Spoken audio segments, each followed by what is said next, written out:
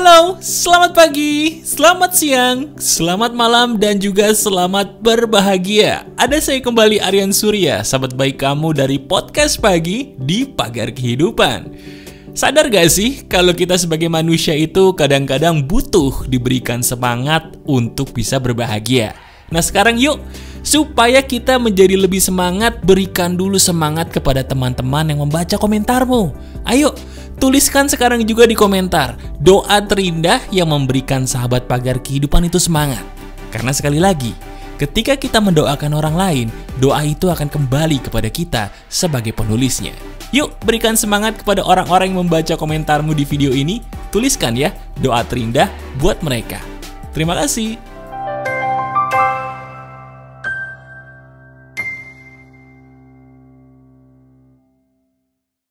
Halo teman-teman, masih ada saya kembali, Aryan Surya, sahabat baik kamu dari Pagar Kehidupan. Wah, ini kalau kita bicarakan soal doa, bisa jadi akan menjadi sebuah hal yang benar-benar kamu banget. Coba deh, sekarang kalau kita pikir-pikir, betul gak sih apapun yang terjadi dalam hidup kita itu kebanyakan berasal dari doa-doa kita sendiri loh. Betul. Kalau kita renungi, apapun yang terjadi dalam hidup kita, itu sebenarnya kita sendiri yang secara sadar atau tidak sudah mendoakannya. Nah sekarang, ini adalah hari keberuntungan kamu. Yuk kita bahas bagaimana sih caranya supaya kita nih menjadi manusia itu bisa bersahabat dengan doa. Karena sadar gak? Ada loh tata cara berdoa yang paling benar yang seizin Tuhan bisa merubah nasib kita. Ini menarik. Yuk kita bahas. Jadi sebenarnya video hari ini terinspirasi dari banyak keluh kesah sahabat-sahabat saya, termasuk kamu ya mungkin sebagai sahabat Pagar Kehidupan. Mas, saya ini sudah banyak berdoa loh. Saya bahkan juga sudah mendengarkan Pagar Kehidupan dan mempraktekannya. Alhamdulillah perubahan ada mas, cuman satu hal nih.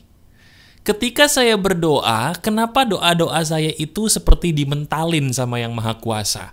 Apakah benar mas kalau pikiran itu adalah doa? Terus kenapa ya mas, kok ketika saya mikirin yang baik-baik gitu loh, tapi yang datang malah kebalikannya? Apakah benar mas pikiran adalah doa? Kok saya kurang yakin ya? Nah, coba jujur pada saya. Apakah betul dalam hati kamu punya pertanyaan yang sama persis seperti yang banyak ditanyakan oleh sahabat-sahabat saya tadi? Kalau jawabannya memang benar, nih, saya langsung aja kasih jawabannya kepada kamu ya. Tata cara berdoa yang benar supaya dengan seizin Tuhan, hidup kita lebih banyak beruntungnya daripada tidaknya. Nomor 1, coba lihat diri kita terlebih dahulu. Saya ulangi, sekarang juga sambil kamu nonton video ini, mungkin kalau sambil kerja apapun berhenti dulu deh. Saya minta tolong berhenti dulu sebentar aja, nggak lama kok. Sekarang, kalau bisa coba duduk. Kalau sekarang sambil duduk bagus. Sambil tiduran justru lebih bagus lagi, tapi duduk pun tidak masalah. Sekarang ayo sambil mendengarkan suara saya, pejamkan matamu. Pejamin matanya sebentar ya. Sekarang teman-teman, coba kamu curhatkan kepada saya dari batin ke batin.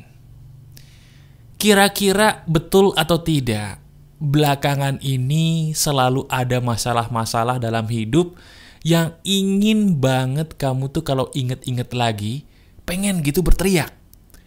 Berteriaknya kenapa? Saya capek mas menghadapi itu, dan saya juga bingung mas cari jalan keluarnya dari mana. Nah sekarang coba, pikirkan hal itu sejelas-jelasnya. Pikirkan hal yang belakangan ini paling mengganggu hidup kamu, yang kalau dipikirin, itu langsung bikin dada kamu tuh jadi gak enak. Karena masalah itu sangat tidak nyaman untuk kamu. Pikirin hal itu. Nah sekarang, kalau kamu sudah memikirkan hal tersebut, saya mau tanya lagi kepada kamu. Tolong dijawab dengan sejujur-jujurnya dalam hati saja. Mau ya? Sekarang, kalau kamu sedang memikirkan hal yang membuat hatimu tidak nyaman tadi, betul atau tidak, ketika memikirkan hal itu, kamu tuh dalam hati seperti ada perasaan yang pengen ngomong, Saya tuh nggak pengen mengalami hal itu. Saya tuh nggak pengen dia seperti itu. Saya itu nggak pengen hal menyakitkan itu terjadi dalam hidup saya. Ketika kita memikirkan hal yang tidak nyaman dalam hidup kita, sadar atau tidak, di situ pasti ada satu kata, yaitu kata tidak. Sadar atau tidak, ketika kita mengucapkan kata tidak mau, tidak ingin mengalami, fokus kita kepada hal tersebut justru tambah kuat. Saya ulangi ya, ini penting banget, ini kata kuncinya. Sadar atau tidak, ketika kita mengatakan tidak ingin mengalami, tidak mau, di situ fokus kita kepada hal tadi itu lebih kuat. Nggak percaya? Kita buktiin.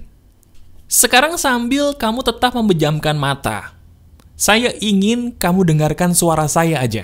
Nggak usah ngapa-ngapain, dengerin suara saya, fokus. Oke? Saya akan memberikan instruksi kepada telingamu, tolong disimak baik-baik. Siap ya? Nih.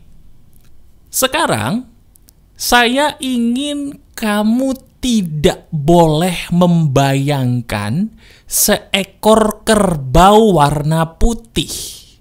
Pokoknya saat ini saya tidak ingin kamu membayangkan seekor kerbau berwarna putih. Kamu tidak boleh memikirkan kerbau berwarna putih. Tidak boleh memikirkan kerbau berwarna putih. Nah, sekarang jujur pada saya. Muncul nggak tuh kerbau warna putihnya? Muncul nggak? Loh, saya tanya, muncul nggak? Muncul ya. Aneh. Dah, sekarang boleh melek lagi. Boleh melek lagi matanya. Aneh tapi nyata kan? Kenapa ketika saya mengatakan tidak boleh, tapi kok otak kita malah membayangkan hal itu lebih kuat daripada sebelumnya? Nah, ini yang saya maksud. Kita sudah membuktikan bahwa dengan kata tidak boleh, tidak ingin mengalami, tidak mau, itu fokus kita kepada hal tadi lebih kuat. Dan inilah bahayanya pikiran kita, teman-teman.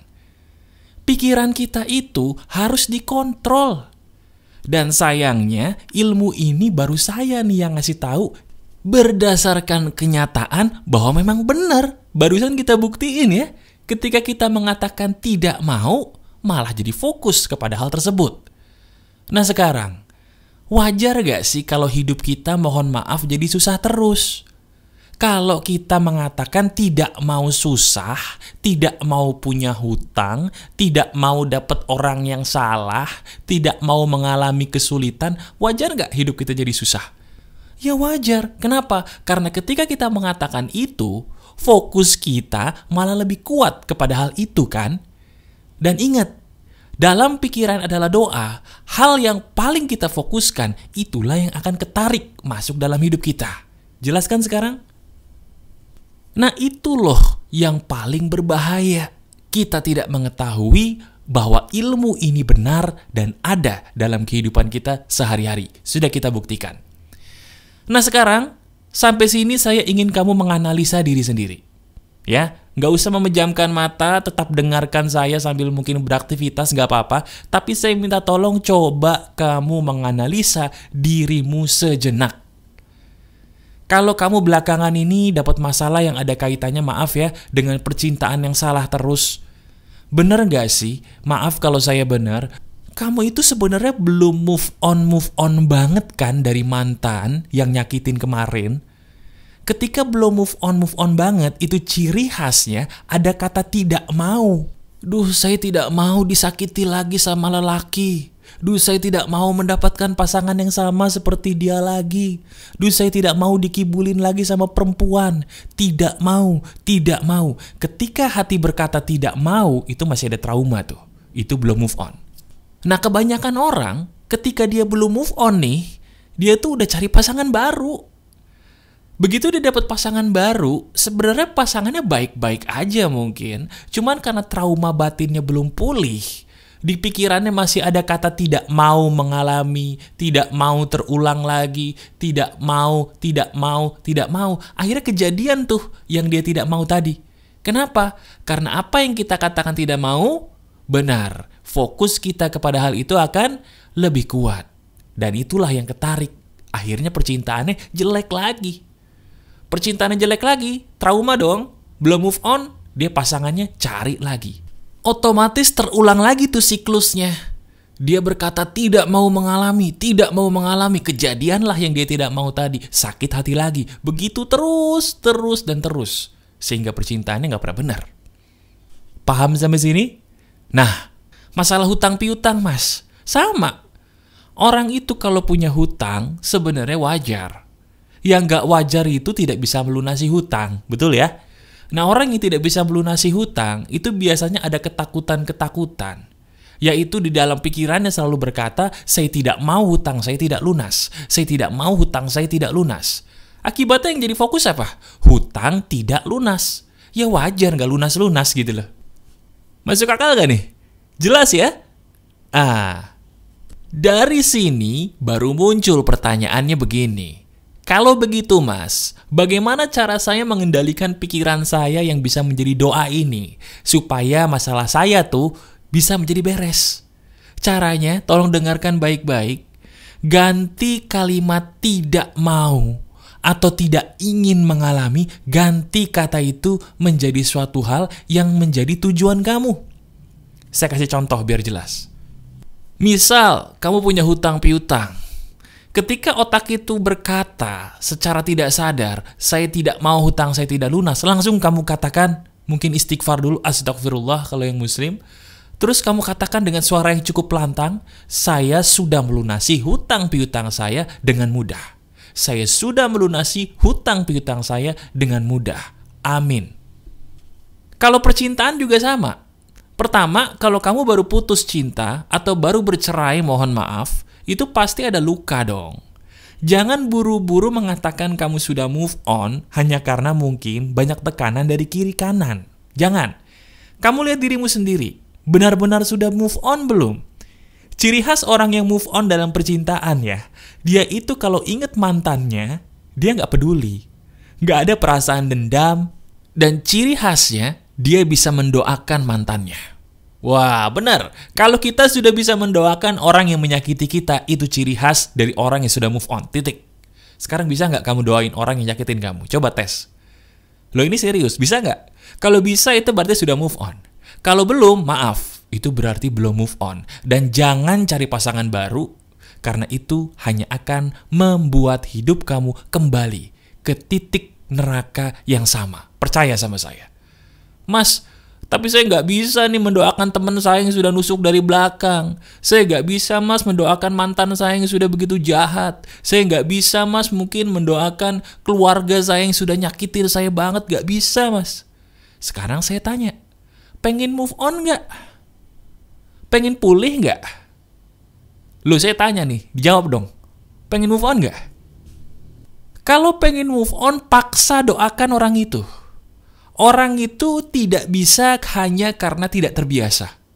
Saya ulangi, orang itu tidak bisa hanya karena tidak terbiasa. Paksakan dirimu untuk doain orang itu setahap demi setahap. Kalau sekarang doanya nggak ikhlas nggak apa-apa. Yang penting mulutnya ngeluarin doa. Lakukan itu terus, nanti lama-lama jadi terbiasa. Nah, ketika kamu terbiasa mendoakan orang yang menyakitimu, di situ kamu tiba-tiba akan ngerasa, oh iya Mas, kok hati saya jadi lega ya Mas ya? Saya jadi nggak ada dendam lagi loh Mas. Saya nangis hebat sih, saya teriak-teriak sih Mas pas doain itu, tapi kok saya pulih. Nah, ketika sudah pulih, di situ kamu baru cari pasangan lagi. Cari teman baru lagi. Cari rekan bisnis lagi. Buka dirimu kepada orang-orang baru. Buka dirimu kepada lawan jenis baru. Buka dirimu kepada calon teman-teman baru. Buka dirimu kepada calon rekan bisnis baru. Sambil setiap hari kamu berkata, saya sudah menemukan pasangan yang tepat. Alhamdulillah. Saya sudah menemukan teman yang baik. Terima kasih. Saya sudah menemukan rekan bisnis yang betul-betul jujur kepada saya. Terima kasih Tuhan. Amin. Katakan itu. Jadi pertama, setelah kamu move on, benar-benar move on, udah enak nih dadanya, kamu pancing itu semua dengan kalimat yang benar. Hindari kata tidak mau mengalami, ganti kata yang mengandung kata tidak tadi menjadi sebuah kalimat yang kamu mau itu terjadi dalam hidup kamu. Saya sudah kasih contoh tadi. Kalau yang menjadi keinginanmu adalah mendapatkan teman baik, katakan.